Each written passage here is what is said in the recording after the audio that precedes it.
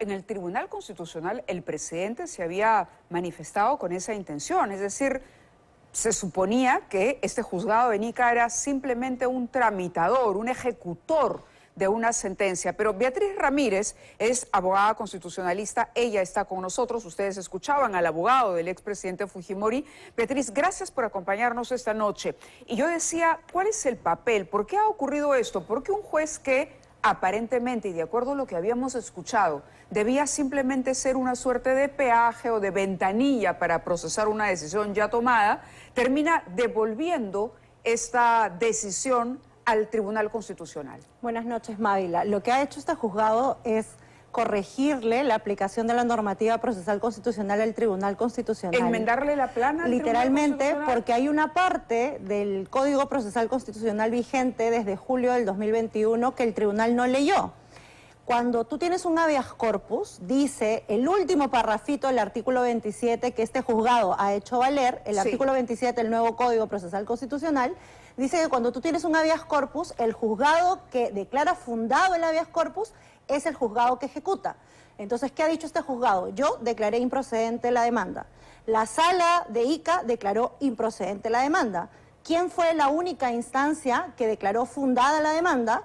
El Tribunal Constitucional en febrero del 2022. Claro. Por lo tanto, a quien le corresponde ejecutar en virtud del artículo 27 del nuevo Código Procesal Constitucional, que ustedes no han leído, más o menos les ha puesto eso, último párrafo, es a ustedes, pero además les ha puesto una anotación.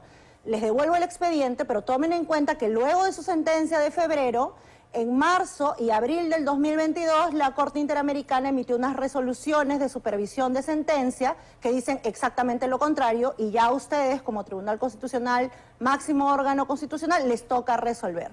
¿Tú crees que lo que ha hecho el juez es correcto?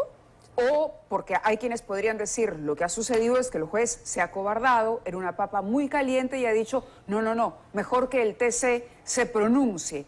Pero después de escuchar la explicación, uno dice, tiene lógica lo que ha ocurrido, pero entonces, ¿por qué el TC entregó el expediente y dejó la decisión y la ejecución en manos de este juzgado? Porque tradicionalmente, o sea, hasta antes del 2021, tradicionalmente, todas las ejecuciones las hacía el juzgado que recibió la demanda, es decir, el de primera instancia. Así era, pero era hasta julio del 2021. Y tradicionalmente el TC no ejecuta, pero no se dieron cuenta que en julio del 2021 cambió la norma procesal.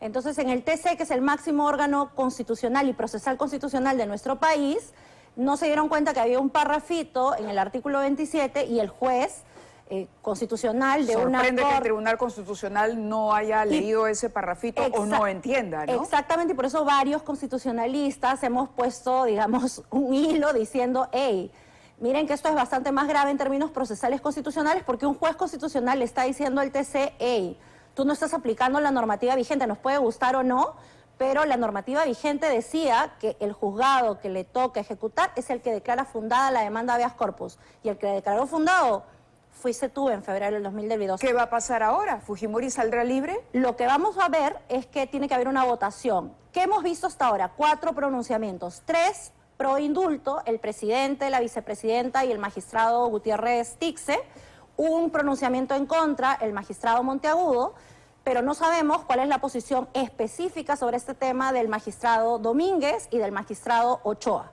Si tuviéramos eventualmente un empate 3-3, a quien le toca dirimir es a la presidencia, que ya sabemos cuál ha sido su opinión. El presidente ha sido muy claramente pro indulto y seguramente estaremos, Mávila, en el mismo escenario de febrero del 2022, solo que en el 2023 o quizás 2024. A ver, el doctor César Azabache, y ahora vamos a invitar a un abogado penalista a participar también de esta mesa, ha dicho que el problema para Alberto Fujimori es que 3 de esos 6 magistrados en el TC han cerrado su expediente y ya no tienen nuevos pedidos de resolver y han adelantado además, y esto es lo más importante me parece, opinión en público. Por lo tanto, no podrían intervenir en ningún debate posterior. ¿Esto los deja fuera de esa discusión y de esa votación? Yo creo que no, Mávila, porque ¿quién decide si se quedan fuera? El mismo tribunal. Para poner un ejemplo muy concreto, el magistrado Gutiérrez Tixe intervino ante la Corte Interamericana a favor del indulto. Exacto. Y él mismo presentó, entiendo, ante el colegiado una posible abstención y el colegiado decidió no aceptar su abstención. Entonces, aquí, imagínate que nos quedamos de 6 sin 4 votos, porque 3 dijeron pro indulto y 1 en contra, que lo deciden los 2 que quedan. Es un escenario completamente imposible, sí, ¿no? Le voy a pedir un pequeño comentario sobre el papel que en todo esto cumple la Corte Interamericana de Derechos Humanos y qué puede pasar si a pesar de esa exhortación, de esa recomendación y de que no se haya cumplido, digamos, con algunos requisitos que exige la Corte en estos casos, como el pedido de perdón o el pago de la reparación civil, ¿por qué a pesar de ello Fujimori podría ser liberado? Pero vamos con el doctor Julio Rodríguez. Doctor Rodríguez, ¿está enlazado ya con nosotros? Claro que sí, Mávila, que tenga usted muy buenas noches. Muy buenas noches, gracias. Ya, ahora lo vemos, ahora ya lo tenemos también en pantalla. ¿Cuál es su impresión sobre lo que puede ocurrir con el señor Alberto Fujimori en los próximos días? Mire usted, Mávila, yo soy bien claro en entender que en un Estado de Derecho lo más importante que tenemos es la vida. Y si todo tiene que ser interpretado en términos estrictamente ligados a la vida, que es lo máximo que en el Estado de Derecho se reconoce, y que por lo tanto, para mí la decisión del juez es una decisión que está pasando básicamente por temas estrictamente formales y no está pasando respecto a lo que es más importante. ¿Corre peligro la vida de esta persona que se deteriora cada vez en el penal o no? Y si la respuesta es positiva, más allá de la interpretación que puede haber tenido el TC, porque lo malo es que la norma no tiene la contundencia y claridad necesaria. La norma que ha citado la doctora Ramírez señala que será pues el juzgado o la sala. Sí. No habla del Tribunal Constitucional. Y claro, yo he hablado con algunos que han estado involucrados en la redacción de la norma y no se imaginaron un escenario como este, que tendrían que haber colocado expresamente la posibilidad incluso de que sea el Tribunal Constitucional el que tenga que ordenar directamente la ejecución. Correcto. Lamentablemente, lo que además establece claramente el Código Procesal Constitucional, supletoriamente el Código Civil, supletoriamente el Código Procesal Penal, es que cuando hay una invocación errónea de la ley, la interpretación tiene que ser prominente. En este caso, interpretación a favor de la salud del beneficiado. Entiendo el punto, pero la pregunta es, ¿tiene que haber una certificación de que en efecto la vida del señor Fujimori corre peligro en prisión? Y recordemos que este es uno de los puntos que se cuestionó cuando se otorgó el indulto en el año 2017. Entonces, ¿tendría que convocarse una nueva junta médica? ¿Esto amerita un nuevo pedido de indulto?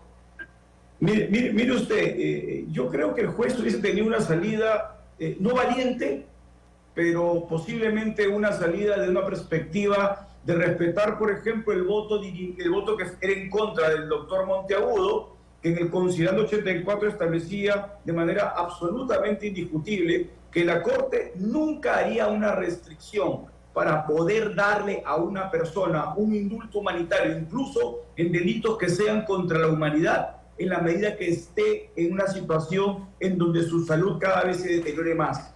Porque, nuevamente, estamos hablando de una Corte que protege derechos humanos. El derecho humano más importante es a la vida y los conexos. Entre ellos es obvio que la salud. Y una persona que tiene la salud que se deteriora cada vez más por el encierro, es necesario que sea puesta en libertad, porque vuelvo a repetir, la Corte incluso lo ha dicho, no interesa el tipo penal respecto al cual la persona haya sido condenado. Si es que la situación de salud es deteriorante y galopantemente puede colocar en riesgo la vida, es obvio que el juez, si no tenía claro ese panorama el día de hoy, pudo haber solicitado a Medicina Legal un informe actualizado que en 48 horas le digan cómo es que esa salud ha evolucionado y sobre esa base tomar una decisión inmediata y no jugar un ping-pong que lamentablemente va en contra de la vida y no interesa si sea Fujimori o no Fujimori. Es la vida de un ser humano que tiene un derecho claramente indiscutible de estar en los últimos días de su vida cercano a la posibilidad que su salud pueda ser tratada de mejor manera. Rodríguez, permítame por favor concluir con la doctora Ramírez, que está aquí. Quería preguntarle por la propia sentencia. Escuchaba al doctor Aníbal Quiroga más temprano y él decía que este problema se suscita en la propia sentencia de Alberto Fujimori, cuando el juez San Martín introduce una frase que menciona que Barrios Altos, La Cantuta, pueden ser considerados delitos de lesa humanidad. Acaba de decir el doctor Rodríguez que por encima de eso, de la tipificación, está el derecho a la vida. Pero uno dice, Fujimori no es el único interno en el sistema penitenciario nacional que se encuentra en esa situación. Y por ello no todos van a ser indultados dependiendo de la opinión de un juzgado, ¿no? Explícanos, por favor, cómo zanjamos este problema. En sencillo, por favor. Tal cual, muy rapidito. Solo una cosa que creo que es correcto es lo que ha dicho el colega. El nuevo Código Procesal Constitucional es un desastre, es un error legislativo que estamos pagando de julio del Congreso del 2021 que jamás se debió emitir. Quienes trabajamos en Derecho Constitucional lo dijimos muchas veces, está mal escrito, y esto que el TC está experimentando, ni siquiera conocer bien la norma procesal y que esté mal redactada, porque claramente está mal redactada, mira qué costos tiene hacer malas normas para casos tan comunes. ¿Coincide con el doctor Rodríguez en que en el caso de Fujimori sí ameritaría de pronto o hubiese sido lo correcto que el juez de Ica diga, ok, vamos a actualizar el informe médico y proceda con la liberación? Te voy a explicar por qué no. Porque creo que más bien esta es la oportunidad para que los magistrados del TC pongan por escrito lo que han dicho en todos los medios, pero que no pusieron en su resolución. Ajá. Yo creo que el juzgado más bien les ha devuelto y les ha dicho, bueno, esta es su oportunidad. Todos han dicho, 3 que están en contra, 1 que está, mejor, 3 que están a favor, 1 que está en contra, pero ninguno, salvo en la minoría, lo puso por escrito. Nadie lo puso por escrito y le mandaron la papa caliente a él. Y solamente una cosa sobre lo que tú preguntaste muy rápidamente, Mávila.